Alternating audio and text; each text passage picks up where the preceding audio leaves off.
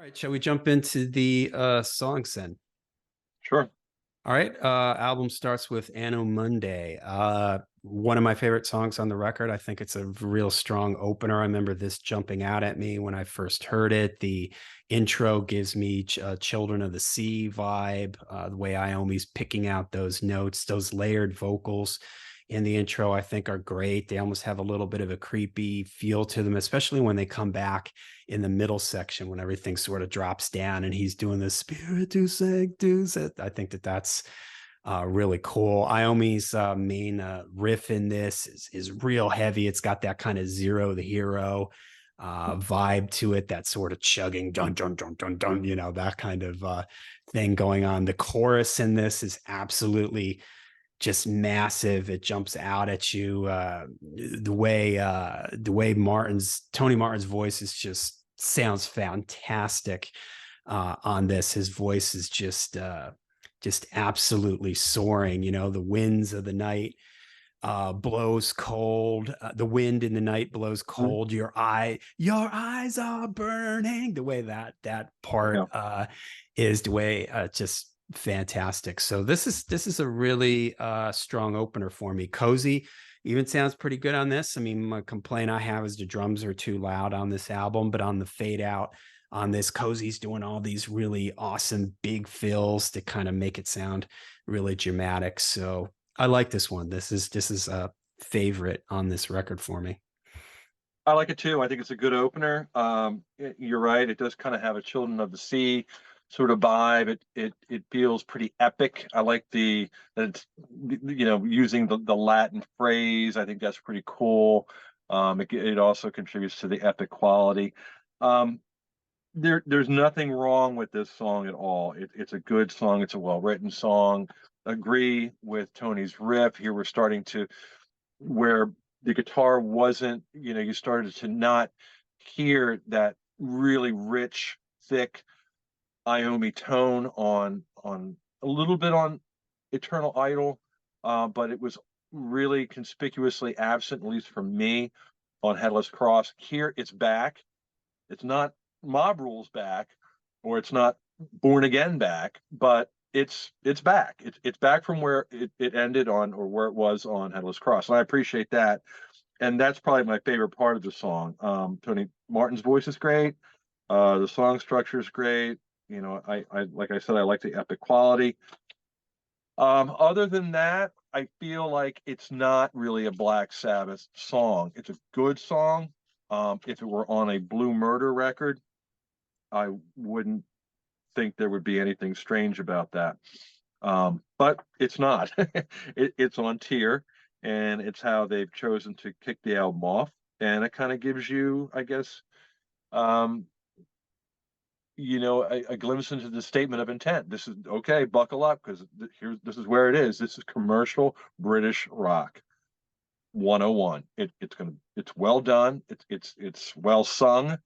It's fairly well produced for its time. And yeah, I mean, we're off and running. So Yeah, we keep referencing Blue Murder, and part of that is Tony Martin claims that he was involved in the songwriting on yeah, that first Blue Murder record, even though he's uncredited. So but yeah, this is I like this as an opener. I think it's got some different sections going on in it, so it's a pretty dramatic opener. All right, and then we move to the Lawmaker. Upbeat. The main is it kind of has a rainbowish feel to me. The way this main riff is, the way Cozy is drumming in it, this is where the mix starts to get to me a little bit. At times, I just feel like the guitar is too far back in the mix. It's like there's reverb on every instrument, and then they put reverb over everything. And yeah, the drums I can are hear that. just too loud. And on a fast number like this, where the snare drum is hitting more frequently or very frequently, it just overpowers things. And there's just times where I just kind of lose Iommi in it. It's kind of like what is happening here? The keyboards wash it out. a little bit at times, and that's not really Mhm. something with when it comes to Black Sabbath. You don't really ever want to be saying that with Black Sabbath. Like, Yeah, yeah, where's Tony Iommi's guitar? I mean, that's like saying AC/DC. I can't hear the guitars in AC/DC. I mean, it's almost like yeah. unfathomable. So that's a little bit strange to me. Although he has an excellent guitar solo in this, and I remember hearing this guitar solo and thinking like it reminds me of Glenn Tipton in the Painkiller guitar solo. It Mhm. sounds like it's flashy. You got to remember this is 1990, where the shred mania with guitar players playing a million miles an hour, and it seems like maybe Iommi is kind of maybe aware of that, and he's playing a solo that would sort of fit in with the present times, if you will. So I was impressed with the level of chops that Tony has here. And there's those kind of those breaks and everything where he's playing really fast little runs and everything. But so this one's all right. A little bit generic to me. The mix annoys me a little bit with the loud drums at this fast of a tempo. For me, is kind of distracting. But the chorus is pretty catchy. I like this one. I might even go so far as to say it could be my favorite song on the album. But I know what you're saying. It feels I like what it's doing. I like the energy of the song. I like that it kind of feels like a rainbow song because that's the kind of rainbow that I like. I like that Yeah, driving. I like more that vibe. aggressive. Yeah, I like the more aggressive rainbow. I like all rainbow, but I appreciate the aggressive rainbow a lot. It's kind of has like a little bit of it kind of ventures a little bit into like Kill the King territory. But you're right. It does kind of there's not a lot of clarity. There's not a lot of presence in the guitar. It's almost like Iommi is playing like a Richie Blackmore, like he's playing a cover song. Like this was a song that was brought in by somebody else. He didn't write Yeah. it, but he's doing what he can do to it. It would probably be much more effective if Richie Blackmore were playing it. It would sound like well then it would definitely sound like Rainbow. But I kind of think it's cool that we got some Black Rainbow going on here, and this is I guess maybe it's where Cozy brings some of his influence to the table because the driving I think it may have started with a drum beat. It may have started with some ideas that when they were jamming, and maybe Cozy set the tempo, and Tony came in with the riff. But yeah, it's a little foreign for Black Sabbath. But like I said, I mean, right off the bat, when you're starting with Anno Mundi, yeah, you're kind of like, yeah, this is not going to be anything that's similar to what we've heard before. So the Lawmaker doesn't necessarily surprise me too much, but for what it is, I appreciate it. That's a good listen for me, anyway. All right. Jerusalem. So this album starts off really strong for me, Anno Monday. Then it feels like it takes a step down or two with Lawmaker, but there's a lot of energy to Lawmaker. Jerusalem is a couple steps down for me. I don't really like this one. I don't like the verse, the way it's like the feel in the verse. It has this very AOR-ish, like melodic hard rock uh feel to it that I don't like it. I don't like the way Tony Martin is singing in the verses. I don't like this chorus. I especially don't like the part where it's like Jerusalem.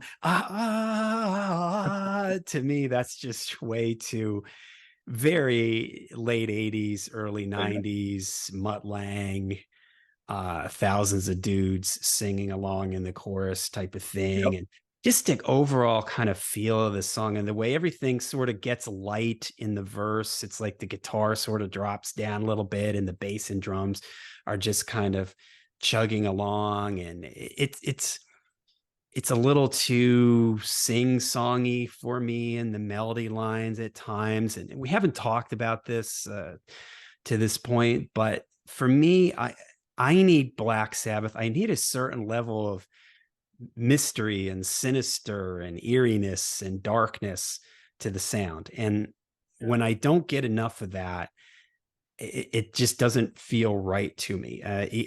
So even though Headless Cross, there's moments on there that aren't heavy enough or dark enough for me. There's still a number of tunes like the title track and Nightwing and Killing the Spirit World and stuff like that.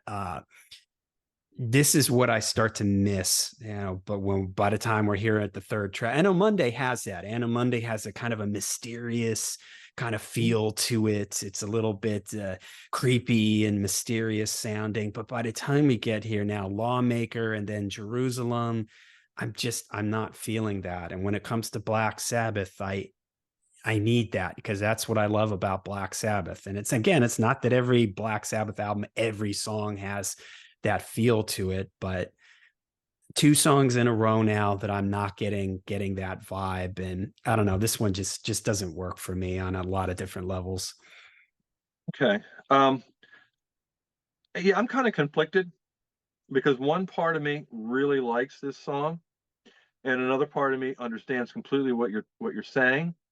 That there isn't that familiar, a little bit of mystery, a little bit of dark music. That this is very bright. It's a bright mood. Um, the layered vocals. It's a big rock song, but I like I like big rock songs. I don't like big rock songs in my Black Sabbath, but when I say I'm conflicted, I mean I kind of like have to like take that part of my brain out of this process where I'm comparing it with or I'm qualifying this with previous things. I have to take my brain out of that thought process and listen to this for what it is. I think it's a good song. Um, it gets stuck in my head. Um, and that's usually a good thing for me. The rule of thumb for me, if I can remember the song, not only maybe hours after I listen to it, but maybe the next day, the melody stays in my head, that's good. Uh, so on the basis of that, it's a good song. I mean, I will get this song stuck in my head, and I'll just walk around like you know, which is it's very foreign to Black Sabbath. But such as it is, I like it, and maybe it's a guilty pleasure. Maybe that's the best way to qualify it. It's a guilty pleasure. Um, but so far, Anno Mundi, The Lawmaker, Jerusalem. I think it's a pretty good 1, 2, 3, 1, 2, 3 punch. I think we're off and running pretty good here. And you could split hairs and say, well, yeah, but there's this, the production or maybe the personality or the character of the song isn't consistent with Black Sabbath, and you wouldn't be wrong. In fact, you'd be making some very, very valid points that would be hard to argue with. But on the basis of the quality of the songs, I think for me, it sits better. I have an easier time listening to this than I would be at this point listening to Headless Cross. So from Anno Mundi to Jerusalem, I'm pretty cool with it. Yeah, unfortunately Well, for me, it's been going downhill, but things correct themselves here for me with the Sabbath Stones. This is yeah, yeah, maybe my favorite on the album or second favorite. I think it's one of the more heavier songs. It's, I believe, the longest song on the record. So it has sort of an epic quality to it. There's some tempo changes towards the end of the song. There's that spot where like the acoustic guitars come in that makes it sound really epic.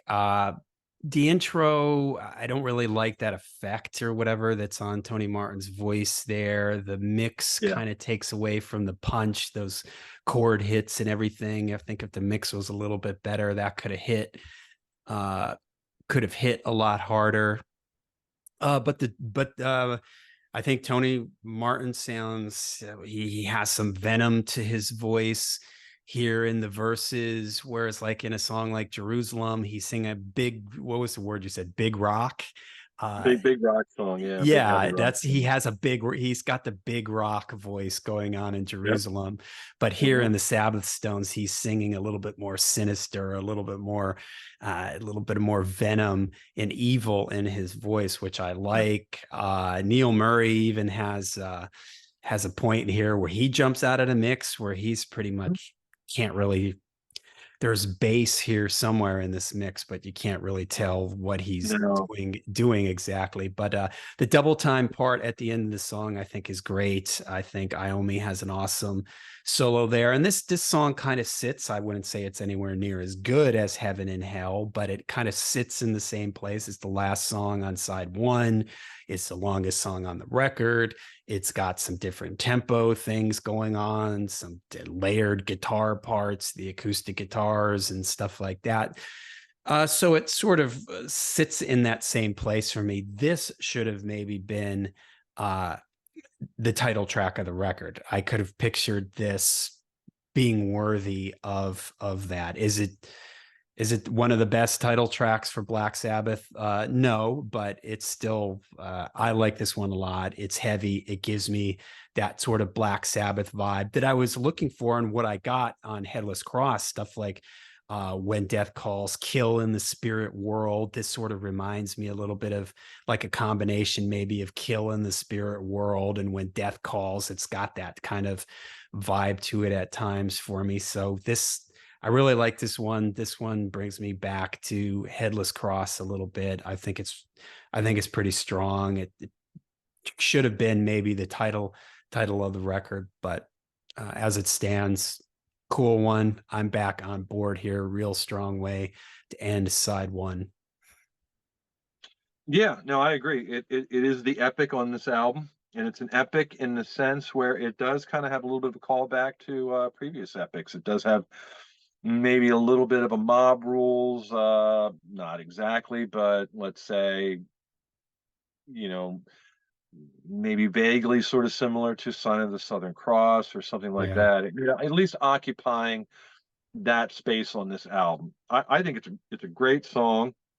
The only thing that keeps it from being like 10-10 for me is I don't like the effect on Tony Martin's voice in the beginning. I don't like the way that he enunciates the lyrics. It's like the drums, like boom, boom, boom, boom. That's cool. But then when he comes in and his voice is just like it's a little bit cringy for me. Once things take off from that point on, I'm all on board with it. But Yeah, you that think about unfortunately, you were talking about Sign of the Southern Cross. You know that part in Sign of the Southern Cross where the drums are just everything yeah, sort yeah, of drops down. That is so heavy. The yeah. mix is just perfect for that. Vinny's drums and the guitar sound and everything.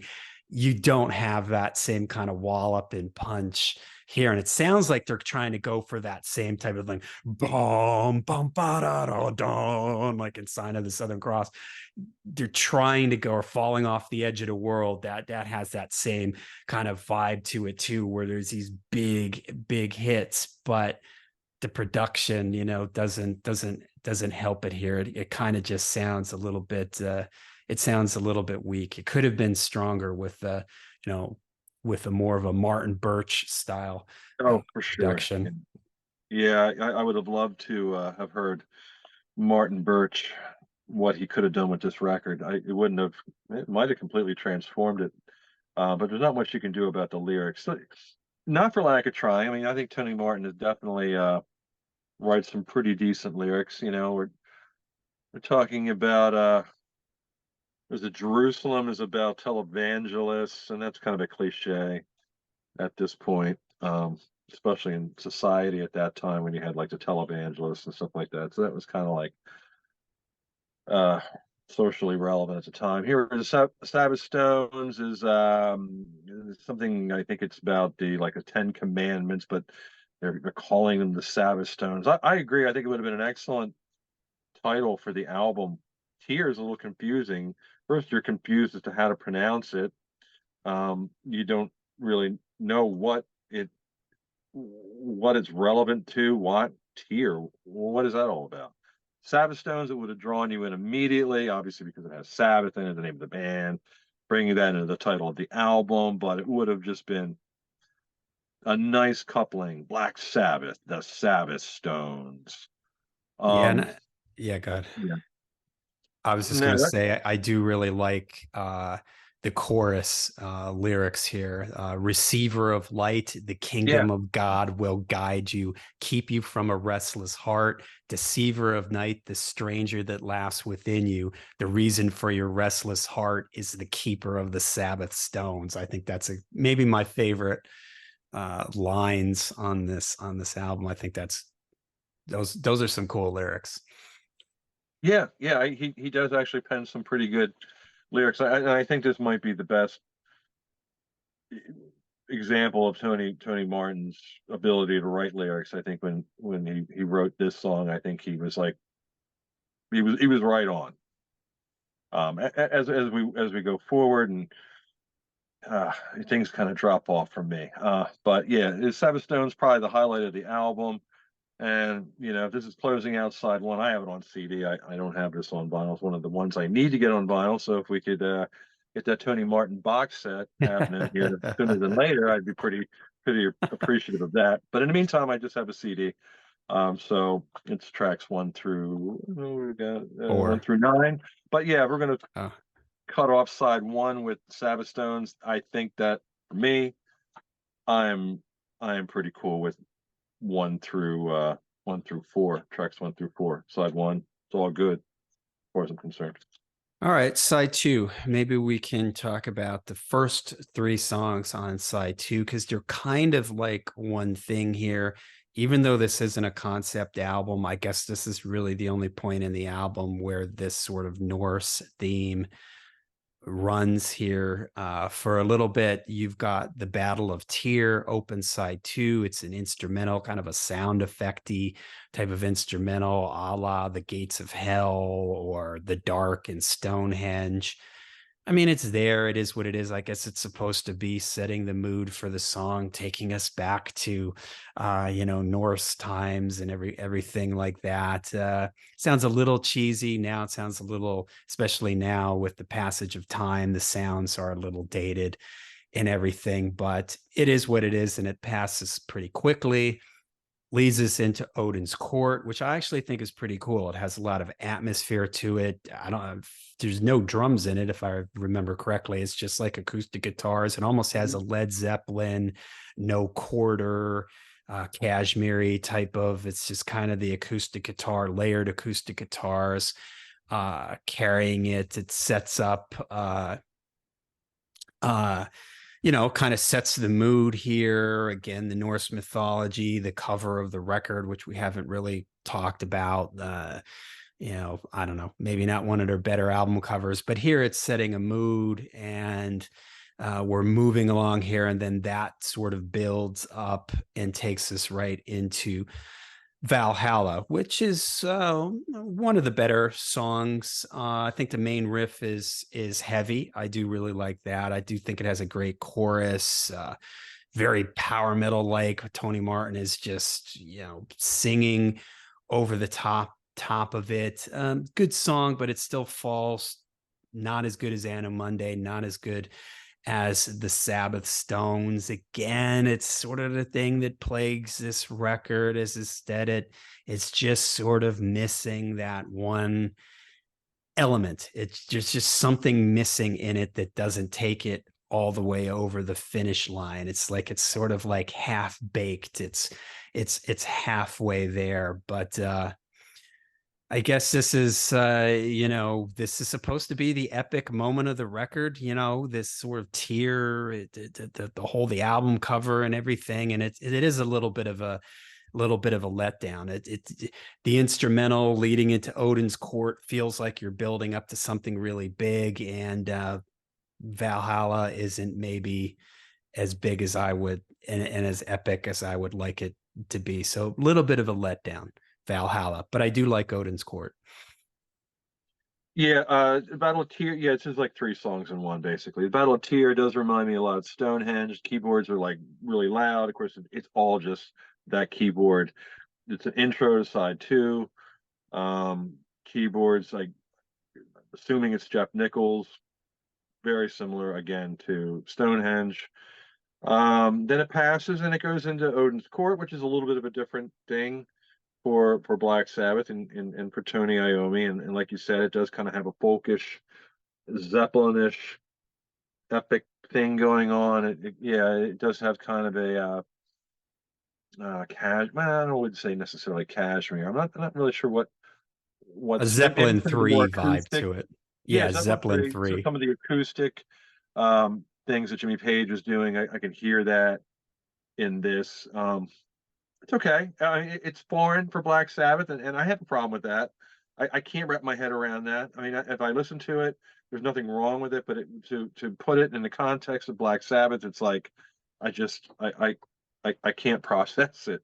Um, but and then we're going from there into Valhalla, and again, the Norse thing doesn't work for me with Black Sabbath. I can't make the connection. It doesn't jive for me. I don't know what the inspiration was for it. I mean, I guess Tony Martin, maybe it was Cozy Powell. Um, I actually think I read that it was that Tony Martin had a passing interest in it and thought it would be something a unique subject matter to bring into the album to try to get away from the cliche, you know, devil stuff that he was doing on Headless Cross.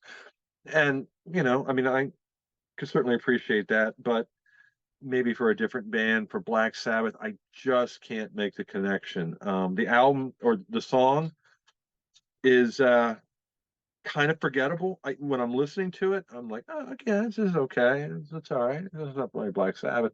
But then once it's over, I kind of forget about it. It's not very remarkable to me. It's kind of a placeholder, and that's how, rather than the Battle of Tyr Odin's Court working up into like a really cool climax with Valhalla, it just kind of falls down. It just sort of like, rather than climb up to the peak of the mountain, it just sort of gets about halfway and just says, okay, well, we're going to set up camp right here.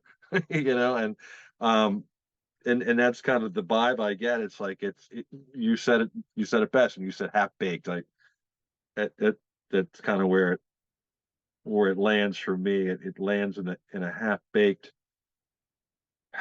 territory, and unfortunately, it doesn't go anywhere better after that. So I'm going to stop there. And if you want to lead off with "Feels Good to Me," Yep. pick up where you leave off. Feels good to me. All right. I mean, even the band admits that this was them trying to write a song that would get on MTV, and they did have a video for this, a cringy video with a girl riding around on a motorcycle, and it just really, really, this is a bad decision on their part. And one might be quick to say, hey, how is this any different than No Stranger to Love? I think No Stranger to Love fits more in on the seventh star than this does here. This sticks out like a sore thumb. I do admit that Tony Martin does sound good on it, especially on the outro chorus here towards the end of the song.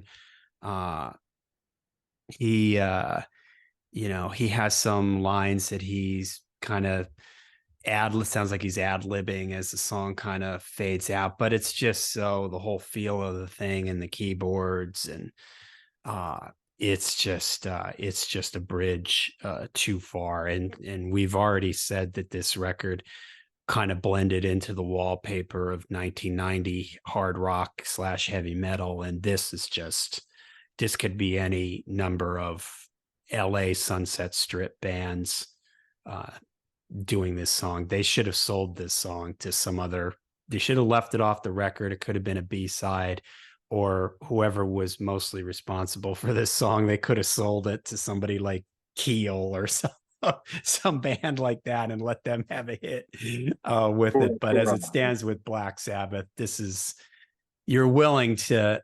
suspend your imagination for a little bit here and try to imagine this as its own world and everything. But this is just so far removed. And it's so obvious. It's such an, and again, if you, for people out there, if you're not old enough to remember this, by the time 1990 rolled around, this kind of thing was so, every band was trying to get on the radio with a ballad, and it was just so generic and so tiring. And I mean, this is just, grunge waiting to just pounce. And it's because of things like this, bands doing things like this. And it's just so disappointing. Black Sabbath was never a singles band. They were never a band that wrote singles, that tried to get on the radio or MTV or anything. That was just never part of their DNA or their vocabulary. And here to see them do this, and they admit it. They admit to doing this. It's sad. It's a low point for the band for me. Yeah, it's a power ballad. It sounds very generic. It sounds like it could have been done by anybody else. The one thing though that it does do is that it kind of establishes Tony Martin as the heavy metal wedding singer in my eyes. This is where I think he sings it well. He sings it well, but it's like, I'm going to take points away because he sings it too well. He seems too comfortable with this, and I don't think you could have gotten Ian Gillan to sing this, maybe, but it still would have sounded kind of like a little bit creepy. I don't think Dio would have been able to do it as well, in air quotes, as Tony Martin. I think that Dio would have had to have put his own spin on it, and I think it would have been a better song, even if we're talking with the same song structure and the lyrics, which of course it would have been Dio's lyrics. But the only person that could do this and make it as cheesy as it was probably intended to be, to hit that mark, to knock it out of the park. Like if somebody were to tell Tony Martin, I need you, we need you to sing this song and make it as big rock, cheesy as you can. Just go for it. Got it. Thumbs up. And he goes in the studio. He absolutely nails it and knocks it out of the park. It's so convincingly comfortable for Tony Martin that it does, like I said, takes points away from him. Whatever kind of like grit he has going on towards the, once the Sabbath stones start rolling along, or the epic quality that maybe he has in Anno Mundi, and maybe in the way that he sings the Lawmaker, he almost kind of has like a Dio esque thing going on in the Lawmaker. All of that is diminished by the time we get to Feels Good to Me. And, it's the second to the last song, so man, it's like this album. It's not taking this album out in a very good way. But yeah, it's a man. It's an insult to the Black Sabbath. It's a blight. Would that be the correct word to use? It's a blight on the Black Sabbath legacy. I mean, Now I there's no can't other get way to out of look my at it. mind. And the only other thing that it's like, okay, so we've got this song, and that's great that they admit that it was a mistake. I don't know how you couldn't. I mean, you really have to be delusional to defend this and say no. We absolutely we yeah, we think that was the great song, a great addition to the album. That's exactly where we wanted the vibe to go. I mean, I would be like, really? Wow, you're absolutely confused. So yeah, of course. I mean, they'd almost have to say that it was a mistake, but yeah, it's just the only thing when you think, well, what could make this worse? Well, let's do a video for. Let's take the worst song on the album Yeah, and make a video the for it, and most then the un-Black video. Sabbath song on the album. I mean, they could have gone with like Jerusalem. Jerusalem, Yeah, even though it's not easily. my favorite song, I could picture that being a Hmm, video and working because it sort of straddles that line. It's metal, but it's very sure, sure. melodic and everything. But this is like, God, if you were just like flipping through MTV and this was playing, you would just skip over it because you would think it It, was just one of yeah. these generic late 80s LA Sunset Oh, Strip bands. and the video is just so cringy. It's like It's hard to get through. And you said, oh, well, somebody could say, well, yeah, but you had like Heart Like a Wheel or you had No Stranger to Love. I love those two songs on Seven Star. Those are highlights on that album. I mean, I I like Seven Star. I like it a lot. I mean, I think the songs are good. I'm also a Glenn Hughes fan, and while there is kind of like this, you know, odd man out vibe to the record, I mean, I will reach for Seven Star a lot more often than I will Tear, and I like those. My Yeah. God, the way that Glenn Hughes delivers the lyrics in "No Stranger to Love" is just like he Yeah, just he sells owns it. it. Yeah, he really sells. Wow. And you know what? And to be fair to Tony Martin, he actually sounds really, really good on this song. And it makes me think, and if you've heard any of Tony Martin's solo stuff, that this is more of Tony Martin's wheelhouse Yeah. than something like the Sabbath Stones or When Death Calls or the Headless Cross. And to reaffirm that is sort of this confusion that it sounds like sometimes Tony Martin had trouble finding his identity in Black Sabbath, that this really, in a lot of ways, maybe it wasn't the best fit for him. He was more fit for songs like these. And I mean, that's not an insult. He No. sounds great on the song. Yeah. He sells this song. The problem is that it's on a Black Sabbath record. If this was the lead off single off of Tony Martin's solo record, I would be like, wow, this is like amazing singing. Sure. And Why this not? is real AOR. And it's nothing like Black Sabbath, but hey, this is Tony Martin Mhm. doing his own thing. And maybe this is really uh really more, and I can't help but think, knowing, having heard some of his solo material, although there are some heavy moments, his solo material leans way more towards an AOR hard rockish type Sure. of thing. So there's that. But again, this goes back to all the way back to the beginning of this podcast here, where we said, but the problem is that it says Black Sabbath on the title of the record. And yeah, we can sit back and say, yeah, if this was on a Foreigner record, this would be a great song, but it's not on a Foreigner record. It's on a Black Sabbath album. And there's a certain responsibility when it's on a Black Sabbath record. And I'm willing to go to certain places. Hey, changes off of volume 4. Okay, they've been known to do different things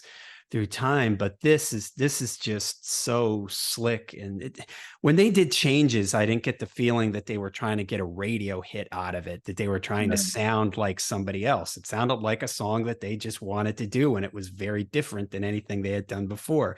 This sounds like somebody in a suit and tie said, guys, we need ballads are in, guy with a cigar in his mouth. Guys, ballads are in. We need a ballad. We need a video. Girl on a motorcycle. It'll sell. Yeah, like Like they, right. and that's Yeah. kind of what they did here. And it's a shame. It doesn't work, but it's a shame because Tony Martin sounds fantastic on it, and it is. If it was on a four, probably there were thousands of bands on the Sunset Strip that would have killed to have a song like this on their record, because it would have worked for anybody else. But with Black Sabbath 1990, nah, it's a total miss. It's a total low point for me with the Yeah. band. Yeah. No, it definitely does sound like it was probably there might have been some record label involvement in this, and I think that was the case. I think that they did tell them, well, we need a song that's going to hit the radio. We need a single based on what things are trending right now. You had White Snake, Is This Love? I don't know if that's the right Yeah. time. Yeah, exactly. It's like that kind of So yeah, like and vibe to it. that was doing well. So I mean, I think if somebody probably told them, hey, you know what, we need a song like that, and once it's done, we'll hook you up with. And I didn't do any research because I just don't care. But I don't know who the director is that did the video, but he was probably a guy that was very proficient at Yeah. those kind of videos. And maybe he did some videos for Def Leppard or White Bon Snake, Jovi or or yeah, whoever, because White he's a Snake. total Yeah, generic late yeah, 80s yeah. video. But now Well, I can't get now I just have this image in my head now of ladies and gentlemen, the bride and groom will be dancing to the song that they've selected, Feels Good to Me. And to sing it, we have from Black Sabbath, Tony Martin. And he comes out Right. in an The tux. ill-fitting tux or something. Yeah. And then he sings this for the bride and the groom. Yeah. The Great. heavy, But the, hey, the heavy metal wedding singer. Yeah. Tony, if you're Well, out he's there, you do. versatile. Wedding singers have to be versatile, but they at the very end of the day, man, they got to be able to drive that ballad, that dance. They got to have a lot of slow dance songs, and I'm not sure that Dio's a slow dance singer. I don't think Ozzy is too, unless he wants everybody to like be really depressed afterwards. But Tony Martin can sell it, man. He gets the father and daughter dance. Tony Martin coming out singing "Feels Good to Me," or maybe for the bride and groom. But yeah, wow, horrible idea, and it does really weigh the album down, um, in the grand scheme of things here. So All right. they at least, like I say, the Headless Cross didn't have a song like this on it, so that Yeah, you know, indeed. All right. But thank goodness there's at least one more song on the record here. Heaven in Black, still slightly generic to me, but the main riff is pretty heavy and in a chugging, gallopy, Children of the Grave kind of way. So this is one where the guitar actually sounds heavy on this for me. It's really there. I don't know if they kind of sounds like maybe he overdubbed a couple guitars to kind of thicken up the sound there, locked in on that main riff. The drum intro from Cozy is cool.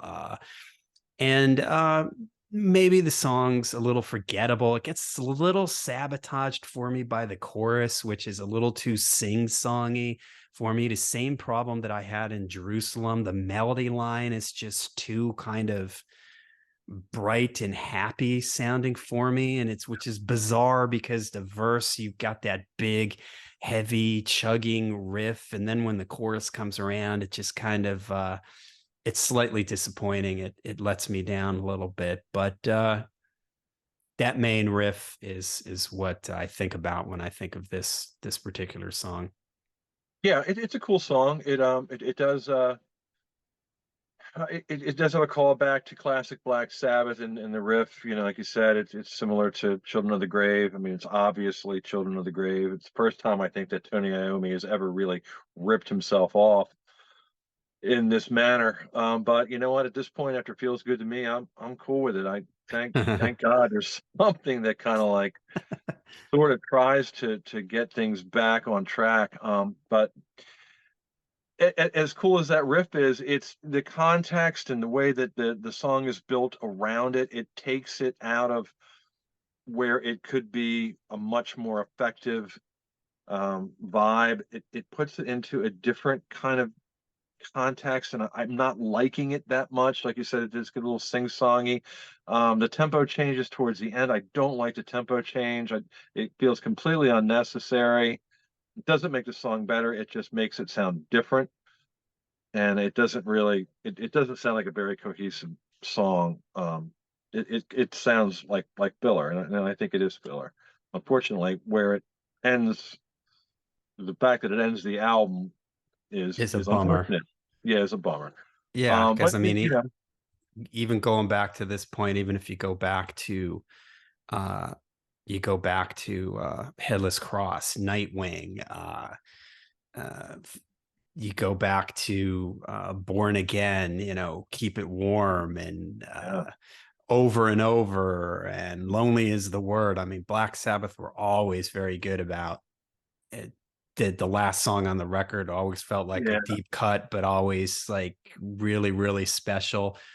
And this one, like you said, Iommi copying himself in some ways, which is bizarre. But this is one of the few riffs on here that I can sort of connect back to an earlier era of Black Sabbath. Maybe this and the verse riff in Anno Monday. But yeah, it's a disappointment. I don't like the song title either, Heaven and Black. That's just so generic yeah, sounding. And I guess originally uh I read that it was supposed to be called Into the Black. They should have called it that, but for whatever reason, they went with Heaven and Black. And it's just boring. The Yeah. lyrics, there's just nothing to the lyrics here to get me excited about the lyrics. And so, yeah, kind of a unfortunate way to better than feels good to me, ending the album on feels good to me, but it's still just being that Black Sabbath, they always had really cool album closers. And this, up to this point, this is probably what's the last song on Heart of what's the last song on Seventh Star? Uh In memory. in Memory, right? Even that has Yeah. a cool vibe to it. This is probably the most Yeah. Very disappointing bluesy. Yeah. Sabbath album closer to this point. Yeah. No, I agree. It definitely it sputters out. And I mean, I guess you could say, or at least I think that the album is. I mean, I know you're kind of conflicted with a few songs in the beginning, but I think that it's pretty top loaded, front loaded. Um, where the best songs of the album are like the first four, and then after that it just kind of like winds down. I think that if you're, at least for me, I'm pretty, when I get to Odin's Court, or what's the first instrumental? Not Odin's Court. That's the actual Uh the Battle of Battle of Tyr. When Tyr. I get to that point, I'm ready to like, okay, move on to something else, because I know that there really isn't much after the Sabbath Stones that's really gonna like satisfy uh, what I want to hear. I've already heard the best of what this album has to offer up to this point. Climaxes, the Sabbath Stones. After that, it's put it away, move on to something else. So, All right. Well, I guess we've said our piece on the Tyr album. It's an album, mixed feelings, I guess, at best, to describe this record.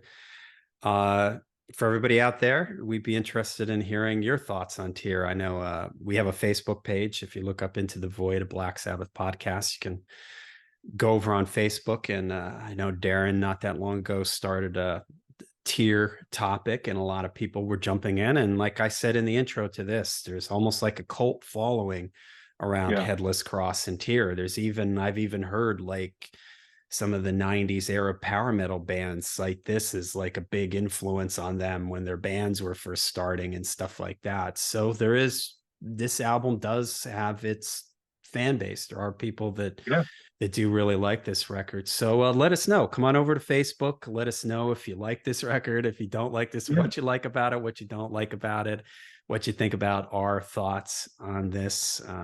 Got any final parting thoughts here for Tyr? I'm just going to follow up with your comment about Facebook. Initially when we put the post up, it said word coming soon, Tyr, and it was split. There were some people that were as enthusiastic about this album as there were people that were just not into it at all. And it was interesting. And I knew that this was going to be probably one of the more difficult, because I know that you and I are pretty much, I think I might be more, and I'm not really fond of the album, but I think I'm more fond of the album than you are. And I knew this was going to be a difficult one for us to tackle, but we did get through it, being as honest as we can, and trying to be as diplomatic about it. Could have been a lot harsher, and in fact, an alternate universe, I think we actually were at one point, maybe with one of our discussions in the multiverse. But and here we are, and this is what we did. But I really would like to, for the songs that we, or at least that I said that I can't imagine why anybody would like it. I'd love to hear an argument for why it's good. Like, please try to change my mind about feels good to me. I'm not being, I'm not trying to be, uh, whatever. I'm not trying to be sarcastic or anything, but yeah, I'd love to hear an argument for some of the songs. Support the Norse mythology theme. Um, I'd love to hear that. I mean, I always like to hear another perspective on things. I love to talk about it. I know John does too. We love to talk about Black Sabbath. It's the whole reason we do this. And I like to read people's opinions on Black Sabbath. It's always interesting to get different perspectives on things. And sometimes, it gets me to thinking, and it might even give it another shot with a different mindset. So yeah, check us out on social media on Facebook. And if you would like to hear Darren and I discussing other Black Sabbath topics and Black Sabbath related topics, you can go over to my YouTube channel called Layer of the Alchemist, where we do a thing every now and then called Sabbath Sunday. We tackle various topics that lists and things like that, ranking things, and just general discussions. And we're going to be putting this video up. I'm going to be splitting this into 2 parts on 2 separate Sundays. So if you made it this far into the podcast and you already heard it and you want to go back and listen to it again, and you can see the reactions on our faces as we're talking about some of these things, you can head on over to Layer of the Alchemist. And I also do cover a bunch of other topics, metal and rock related topics on there that people might enjoy. And we appreciate everybody's support here. It really does mean a lot to us. The comments, the listens, the views, and everything means the world to us. And if you would like to support the podcast even more, you can go to ko-fi.com/into the void of Black Sabbath podcast. And you can make a donation in any amount you would like. Anything that you give us is very much appreciated to help us with some of the costs that we incur with the podcast. I will link that in the description down below. And we'd like to thank everybody again for listening. I'm not sure what's on the plate next. I think it's No More Tears. I think Ozzy's. I think it is No More Tears. Yeah, and unless we wanted, there was actually somebody requested Just Say Ozzy the EP. I don't know that we could do that, but maybe we'll We could wrap it talk about into, I that in the think, next No one. More Yeah. Tears. Well, No More Tears, I think, is the next one. But maybe we'll have a Yeah. mention of Just Say Ozzy, the Just Say Ozzy EP Yeah. on that. Anyway. All right. Well, we'll see everybody there at the next podcast. And remember that you can only trust yourself, the 19 Black Sabbath studio albums, and Into the Void, a Black Sabbath podcast.